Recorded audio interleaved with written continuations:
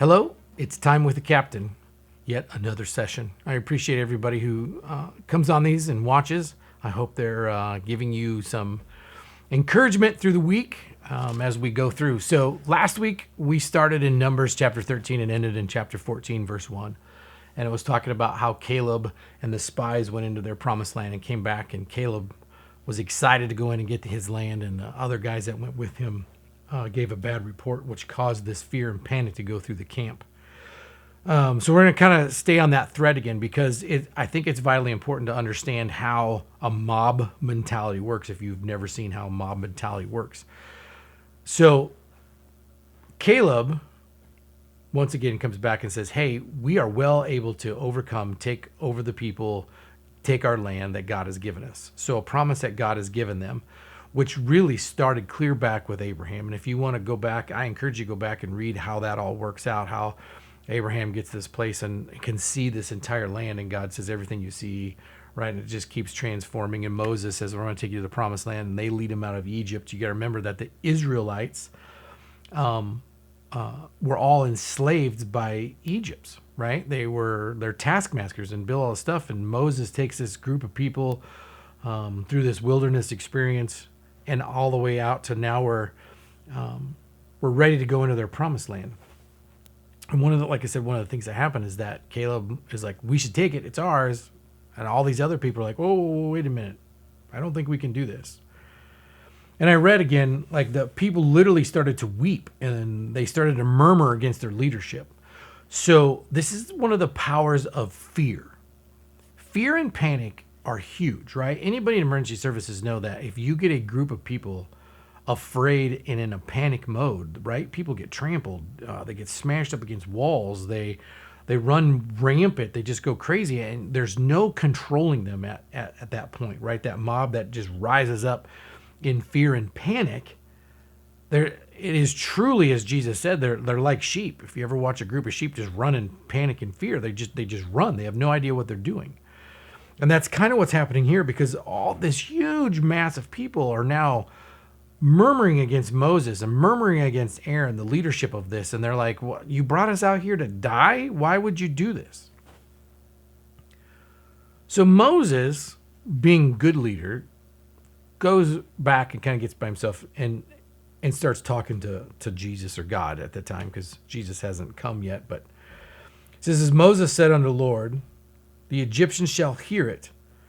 For you brought thy people from among them, and they will tell in the inhabitants of the land, for they have heard that Lord among us, that Lord has seen the face to face, the cloud standeth over them, they go before them by daytime, a pillar of cloud and a pillar of fire by night. So Moses is basically going, hey God, you've done these amazing things. Man, you've had this pillar and in the daytime to lead them through the wilderness. There was like this huge cloud. It looked like a big pillar. And at night, it was a big pillar of fire, right?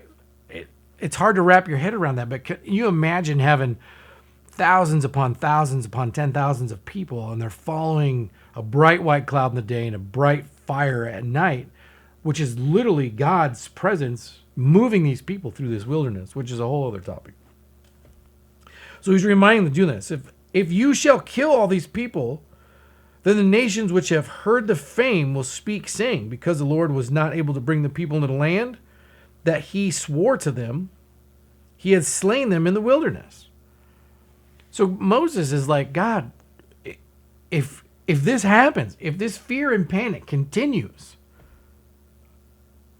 the people that have heard of the fame of what God has done are going to do the same thing.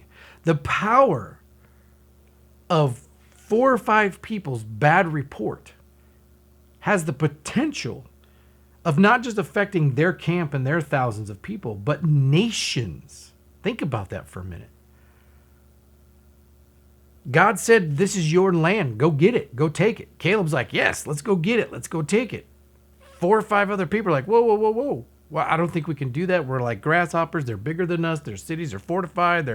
We're going to die. This is bad. This is bad. So in fear and panic, the people are like crying and weeping and, oh my gosh, you've brought us here to die. In fact, they get so afraid of what's about to happen for something that hasn't even happened yet. They literally want to go back and be whipped, beat, slaves. Does that make any sense? That's the fear and panic overriding any logical sense. So as Moses talks to God, he says, I beseech you, let the power of the Lord be great according to what you have spoken. Saying the Lord is long-suffering and great for mercy, forgiving iniquity and transgressions by means that doesn't mean clearing the guilty, visiting the iniquities or the sins of our fathers and children into the third and fourth generation. Pardon, I beseech you, the iniquity of these people according to the greatness of the mercy that you have forgiven this people from Egypt even until now. So he's now in this, what we in the Christian circles call intercession. He's basically praying, saying, God, please forgive us. Forgive us, forgive us, forgive us, forgive us. So, good report, 4 people, 5 people, bad report, sends this camp into chaos. And what brings it back together is the fact that the leader, one person, decided, I need to get on my face and have this conversation with God. Now, it doesn't have to be the leader. We don't have to wait for our chiefs to do that, our captains to do that. This comes to you because each individual person is a leader of their circle of influence, right? If you're in this place where everybody, all you hear is murmuring and all you hear is bad and all you hear is we can't do this, at some point we got to stop. And I struggle with this. I am guilty of this. And even being a part of my management team. What is that person doing? Oh my gosh, it's terrible. It's ending. Oh my, what are we doing? I have to stop every once in a while and just go, God, forgive me. I have to humble myself and put myself in a position of, okay, God, you have called me for this time and this moment in this place in history. And I'm kind of happy with that because I was not meant to be an explorer. I wasn't meant to have a covered wagon in those times because, believe me, if I was in a covered wagon and a horse and I saw these mountains, California and everything wouldn't exist. So God didn't put me in that time frame for that. What God put me is in this time frame for this moment right now. Just like he's put you in this time frame in this moment for right now. How do we get to this point? We gotta humble ourselves and say, okay, God, forgive me. Everything that happens and moves situations starts with us. It starts with us going, okay, I can't do this on my own. Forgive me. If I've been out of control, if I've been overcritical, if I've been questioning things, Father, forgive me. Help me. Humble ourselves.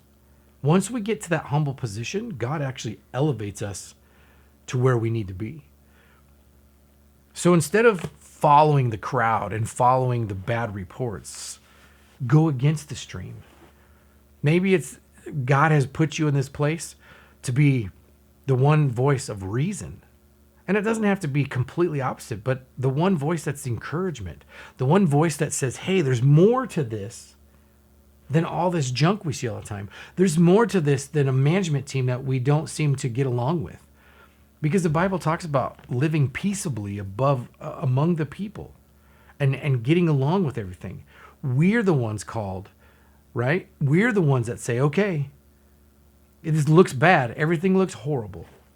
But we need to stand on what God has told us to do. And the only way to do that is to be humble. Ask for forgiveness, and move on. God elevates us. He puts us in these positions. Remember, you're here for a reason.